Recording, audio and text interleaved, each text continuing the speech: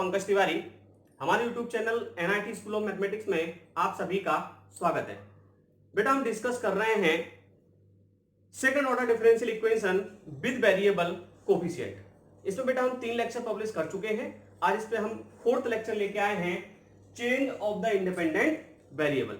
बेटा मैंने कहा था कि second order differential equation with variable coefficient को सॉल्व करने के हमारे पास 5 मेथड है, जिसमें से 2 मेथड हम ऑलरेडी डिस्कस कर चुके हैं।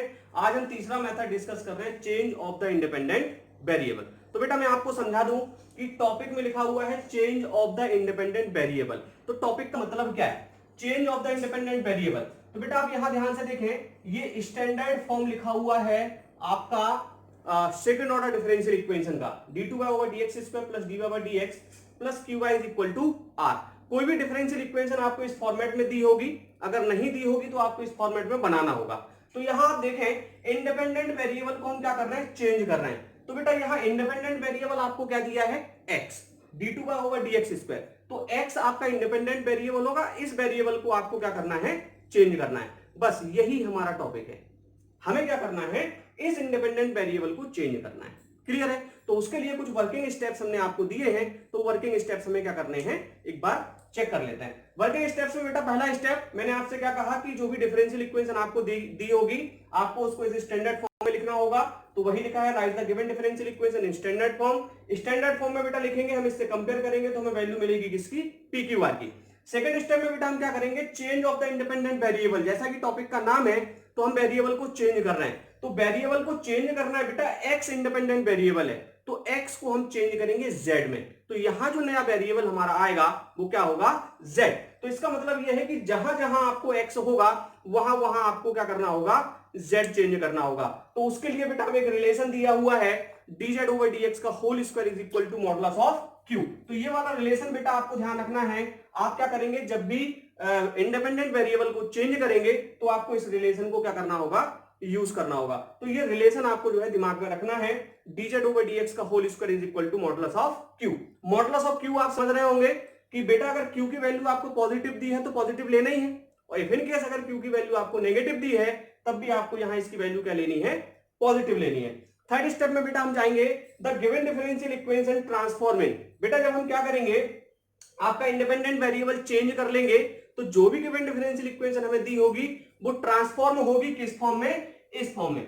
इस फॉर्म को भी आपको याद रखना है। वैसे ये याद रखने वाली बात नहीं है, क्योंकि आप ये स्टैंडर्ड फॉर्म देखें और इसको देखें। ये स्टैंडर्ड फॉर्म को मैंने इक्वेशन फर्स्ट दिया और जिसमें ट्रांसफॉर्म हो रही है उसको हमने इक्वेशन सेकंड दिया। तो आप देखें इसमें ज्यादा अंतर नहीं है, P को हमने P1 लिखा, Q को हमने Q1 लिखा और R को हमने R1 लिखा। जैसा कि टॉपिक है change of the independent variable, step second में हमने क्या किया, x को z में चेंज कर दिया। तो इस इक्वेशन में जहां जहां x होगा वहां वहां हमने क्या ले लिया, z ले लिया। तो ये आपके लिए याद रखना बहुत ही सिंपल है बेटा। इसके बाद हम पहुंचेंगे स्टेप 4 में। तो स्टेप 4 में पहुंचने से पहले मैं आपको बता दूं कि यहां देखिए P1, Q1 और R1 का जिक्र हुआ है, आपका P1, Q1 और R1। तो यहां से P1, Q1 और R1 की वैल्यू आपको फाइंड आउट करनी पड़ेगी। तो P1, Q1 और R1 की वैल्यू फाइंड आउट करने के लिए यहां हमारे पास फॉर्मूले हैं जो कि बहुत इंपॉर्टेंट हैं, आपको याद रखने होंगे। P1 is equal to d2z/dx² plus p/dz divided by dz/dx का होल स्क्वायर। इस फॉर्मूले की हेल्प से आप क्या करेंगे, P1 निकालेंगे। Q1 बहुत ही आसान है, Q1 निकालने के लिए आपको Q डिवाइडेड बाय dz/dx का होल स्क्वायर, सेम R1 निकालने के लिए R डिवाइडेड बाय dz/dx का होल स्क्वायर। तो बेटा ये 3 फॉर्मूले आपको यहाँ ये याद रखने हैं। ये जब आप वेरिएबल चेंज करोगे तो ये वाला रिलेशन याद रखना है, और इसको याद रखने की जरूरत नहीं है, केवल स्टेप आपको यहाँ याद रखना है। इसके बाद बेटा अगले स्टेप में जाएंगे हम, तो क्या करेंगे, P1, Q1 और R1 की वैल्यू हम पुट करेंगे कहां, इक्वेशन सेकंड में। ये जो ट्रांसफॉर्म वाली इक्वेशन हमने ली थी, तो यहाँ ये इक्वेशन बेटा आपकी पहुंच जाएगी कहां, CF और PI पे। हमने आपको बताया ना, linear differential equation with constant coefficient. तो वहां आपको CF PI की हेल्प से क्या करना होगा, इस इक्वेशन को सॉल्व करना होगा, और वहां आप अपना कंप्लीट सॉल्यूशन y बहुत आसानी से निकाल पाएंगे। तो बेटा ये वर्किंग स्टेप्स हैं जो मैंने आपको बताए हैं, इनको आप ध्यान रखेंगे तो आप क्वेश्चन को इजीली सॉल्व कर सकते हैं। मैं एक छोटी सी चीज आपको और बता दूं, यहां एक प्रॉब्लम हमें दी है जो कि हमें सॉल्व करना है। एक प्रॉब्लम हमें दी है 1 + x² का whole square d2/dx² plus 2x 1 + x² dy/dx plus 4y is equal to 0। तो हम इस इस इक्वेशन को आपको change of the independent variable से सॉल्व करके बताते हैं और हम आपको ये बताते हैं कि आपको क्वेश्चन को पहचानना किस तरीके से। तो आइए हम एक प्रॉब्लम यहां, बेटा यहां प्रॉब्लम जैसा कि मैंने आपसे कहा था कि प्रॉब्लम लिखी है 1 + x² का होल स्क्वायर। बेटा यहां मैं आपको सबसे पहले प्रॉब्लम सॉल्व करने से पहले ये बताऊंगा कि आपको कैसे पहचानना है कि आपको क्वेश्चन को change of the independent variable से सॉल्व करना है। जैसा कि यहां लिखा हुआ है solve by change of the independent variable, तो मोस्ट ऑफ द केसेस में आपके क्वेश्चंस में लिखा होगा कि आपको कौन से मेथड से सॉल्व करना है। अगर आपको क्वेश्चन में नहीं लिखा है तब भी मैं आपको एक ट्रिक बता रहा हूं जिससे आप पहचान सकते हो कि आपको कौन से मेथड से सॉल्व करना है।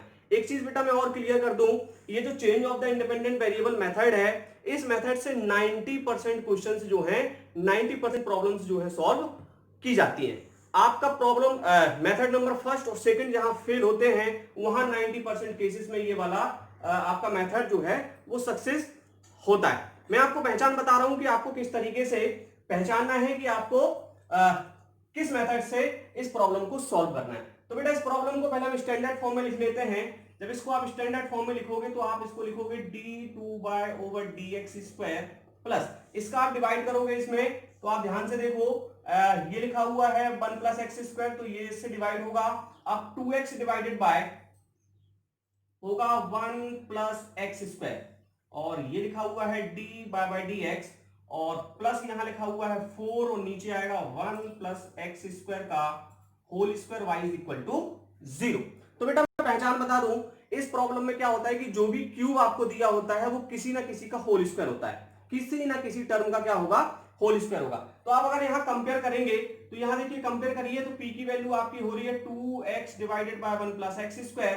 यहां आप जो है क्यूब की वैल्यू आप निकालेंगे तो क्यूब की वैल्यू हो रही है 4 डिवाइडेड बाय 1 + x² का होल स्क्वायर, और r की वैल्यू आप यहां से हो रही है 0। ये वैल्यू कहां से आई, मैंने स्टैंडर्ड फॉर्म से इसको क्या किया, कंपेयर किया। तो यहां आप देखेंगे ये लिखा हुआ है 4/1 + x² का होल स्क्वायर, तो ये होल स्क्वायर किसका होगा, 2/1 + x² का होल स्क्वायर, है ना।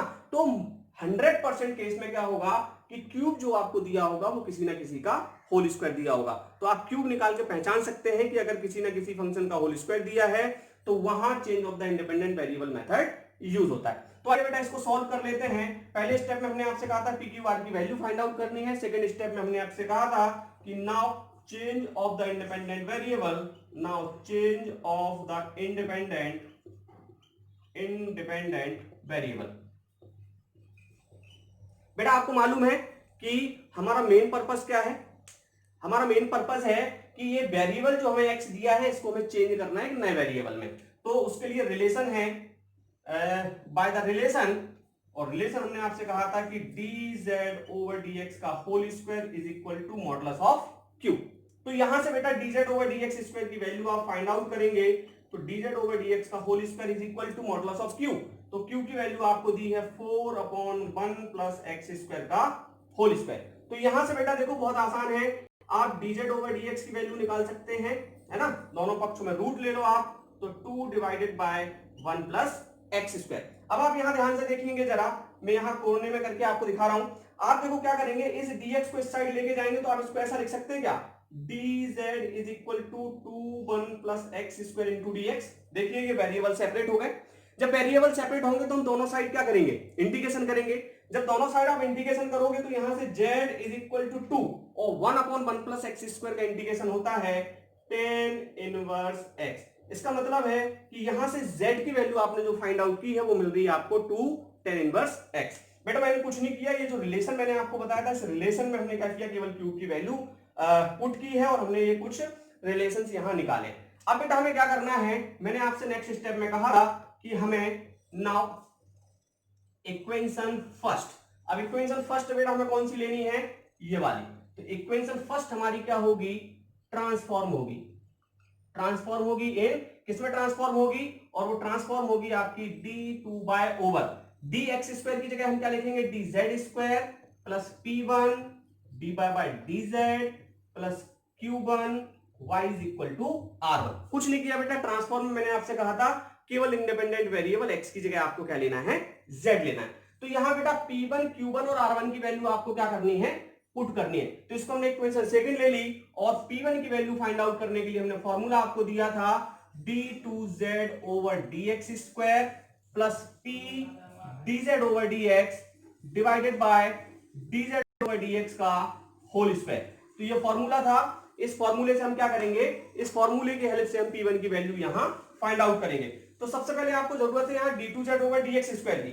तो d2z ओवर dx स्क्वायर तो कहीं दिया नहीं है, इसका मतलब ये है कि इस dz ओवर dx को आप एक बार और डिफरेंशिएट करोगे तो आपको क्या मिलेगा, d2z ओवर dx स्क्वायर।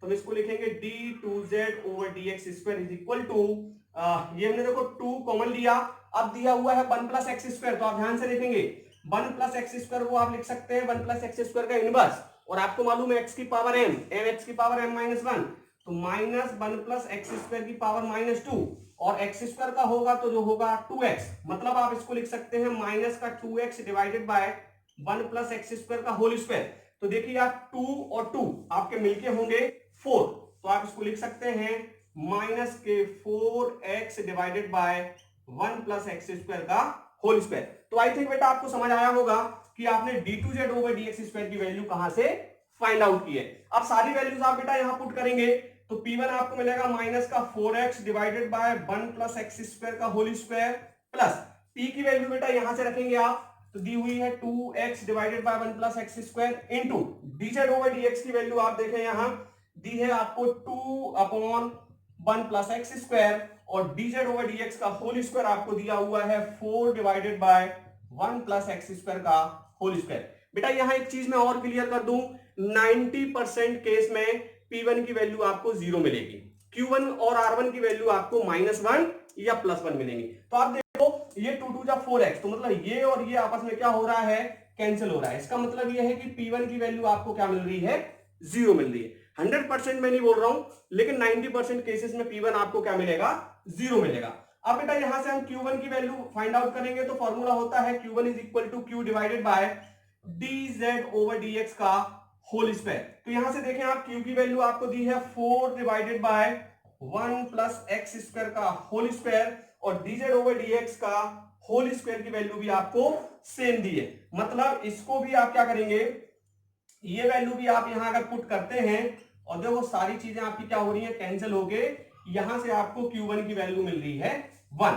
आप बेटा सिमिलरली r1 की वैल्यू फाइंड आउट करेंगे, फॉर्मूला होता है i divided by dz over dx का होल स्क्वायर। तो यहां से r की वैल्यू देखो 0 दी है, तो सीधी सी बात है r1 की वैल्यू यहां से क्या मिलेगी, आपको 0 मिलेगी। Put the value of p1 q1 and r1 in equation second. तो नेक्स्ट स्टेप पे हम चलते हैं बेटा, हम p1 q1 और r1 की वैल्यू कहां पुट करेंगे, इक्वेशन सेकंड में। तो लिखेंगे नाउ या फ्रॉम इक्वेशन सेकंड, हम सीधा सीधा लिखेंगे फ्रॉम इक्वेशन सेकंड, और सेकंड इक्वेशन में मैं वैल्यू पुट कर रहा हूं, तो यहां से हमें मिलेगा d2y over dz square, plus p1 की वैल्यू देखो बेटा 0 है, तो ये टोटल टर्म 0 हुआ, q1 की वैल्यू r है 1 है, तो हम इसको क्या लिखेंगे y is equal to r1 की वैल्यू आपकी 0 है। तो देखिए आप वैल्यू पुट करने के बाद आप कहां पहुंचे, linear differential equation with constant coefficient पे, मतलब ये CFPI का क्वेश्चन आपका बन गया। तो बेटा इसको सॉल्व करने के लिए आपको CFPI के वीडियोस, प्रीवियस वीडियो जाके देखने पड़ेंगे। क्लियर है?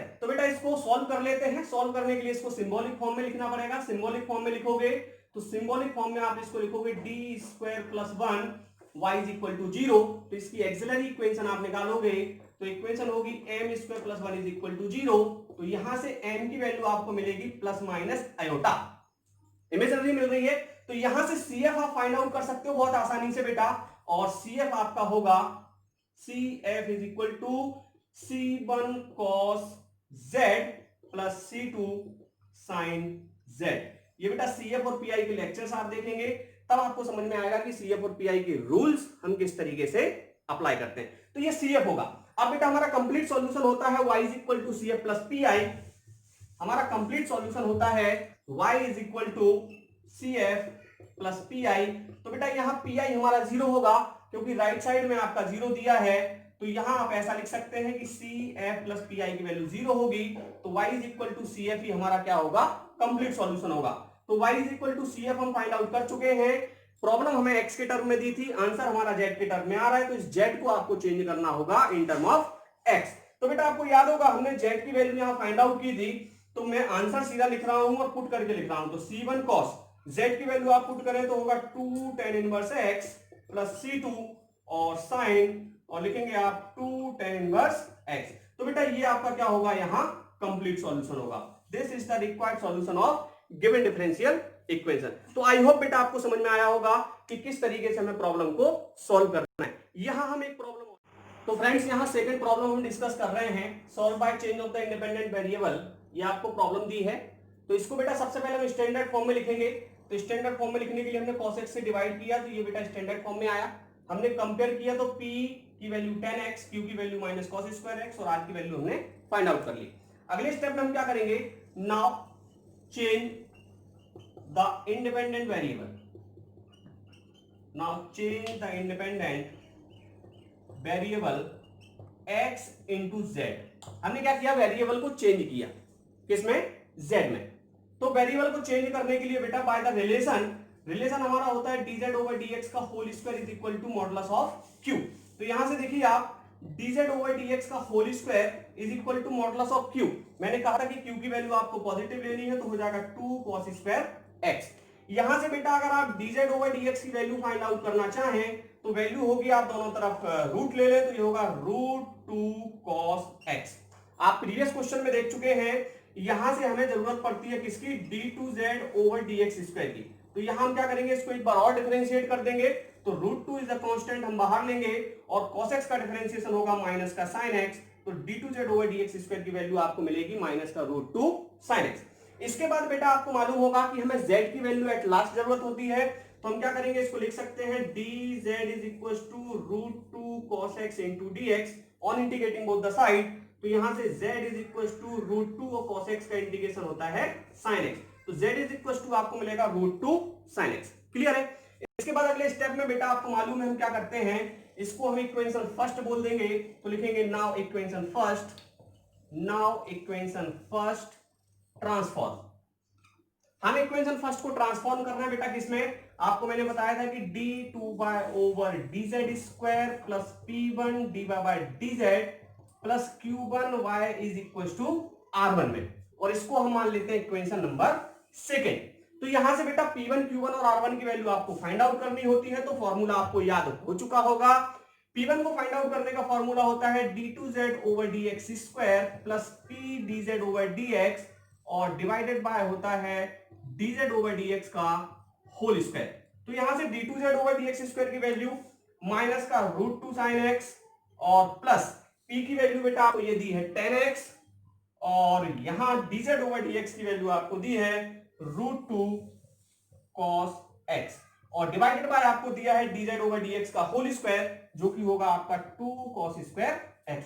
तो यहां से आप ध्यान से देखें, इस 10 को आप लिख सकते हैं sin डिवाइडेड बाय cos, तो cos से cos कैंसिल होगा, अल्टीमेटली ये दोनों आपस में क्या होने वाले हैं, कैंसिल होने वाले हैं। तो यहां से p1 की वैल्यू आपको मिल रही है 0 और q1 फाइंड आउट करने का फॉर्मूला हमने बताया था q divided by dz over dx का होल स्क्वायर।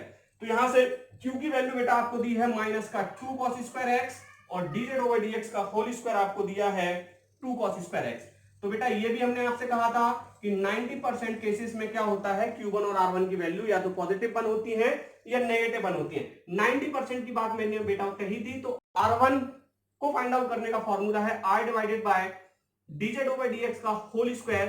तो यहां से r की वैल्यू बेटा आपको दी है 2 cos 4x divided by dz over dx का होल स्क्वायर दिया है 2 cos स्क्वायर x। तो आपको समझ आया होगा कि यहां से r1 की वैल्यू मिल रही है cos स्क्वायर x, मतलब r1 की वैल्यू यहां ना तो 1 मिल रही है ना -1 मिल रही है। क्लियर है। तो 90% केस मैंने कहा था, तो कोई प्रॉब्लम नहीं है। हम क्या करेंगे, अगले स्टेप में put the value of p1 q1 and r1 in equation second. तो आप सीधा सीधा बोल सकते हैं फ्रॉम इक्वेशन सेकंड।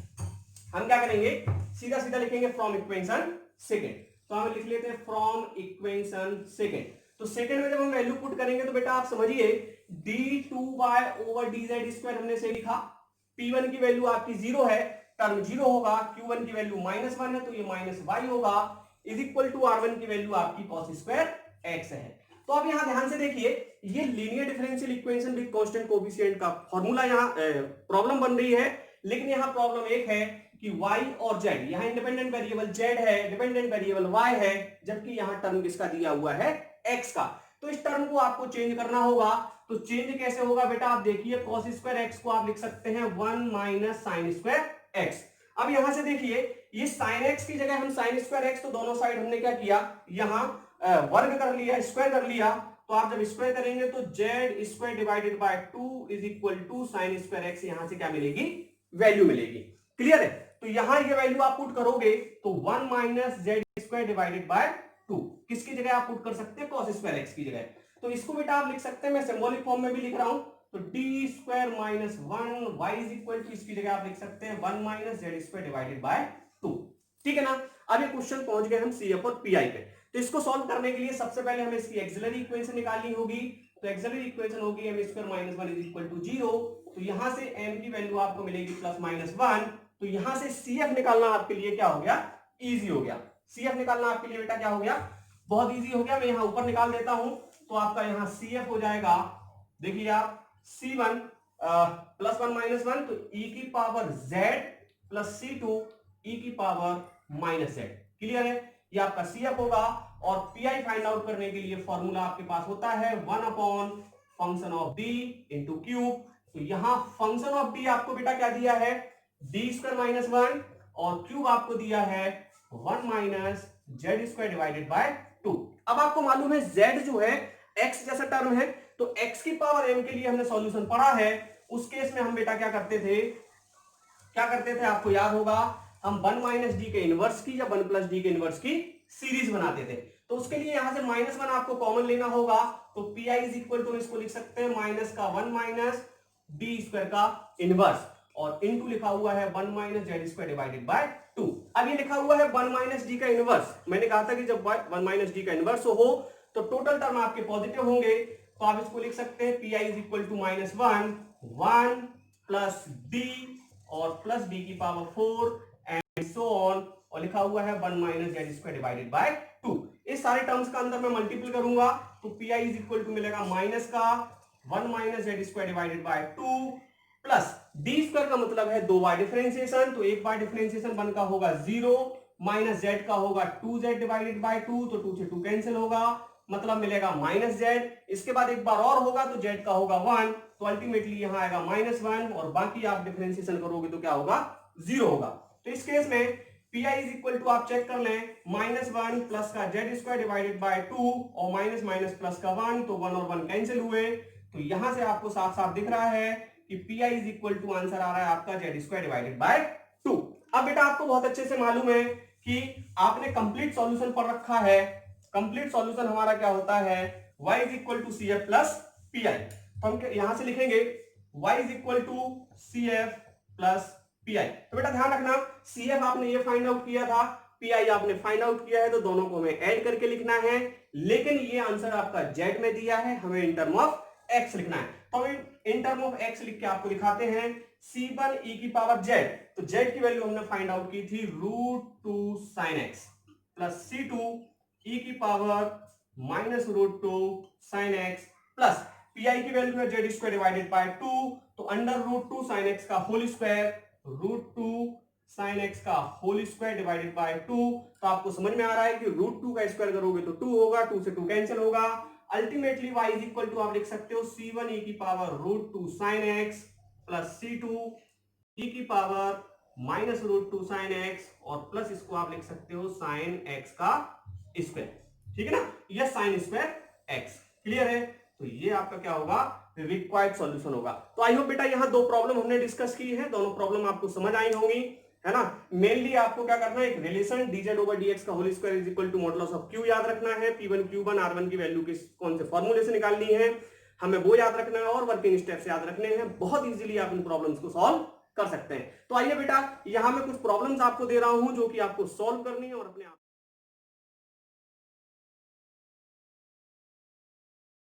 फ्रेंड्स यहां आपकी स्क्रीन पर कुछ प्रॉब्लम दी है, ये 3 प्रॉब्लम है जो कि आपको सॉल्व करनी है। बेस्ड है आपकी change of the independent variable method पे, उसी से आपको इन तीनों प्रॉब्लम को सॉल्व करना है और आपको इंप्रूव करना है। तो बेटा वीडियोस आपको कैसे लग रहे हैं, वीडियोस अगर आप फर्स्ट टाइम वॉच कर रहे हैं तो चैनल को सब्सक्राइब जरूर करें, और अपने कलीग्स के साथ, अपने दोस्तों के साथ इन लेक्चर्स को जो है शेयर करें, इनको सॉल्व करें और अपने आप को इंप्रूव करें। तो बेटा अगर इनमें कुछ प्रॉब्लम आपको आ रही है तो आप कमेंट बॉक्स के जरिए पूछ सकते हैं, या आप व्हाट्सएप ग्रुप पे भी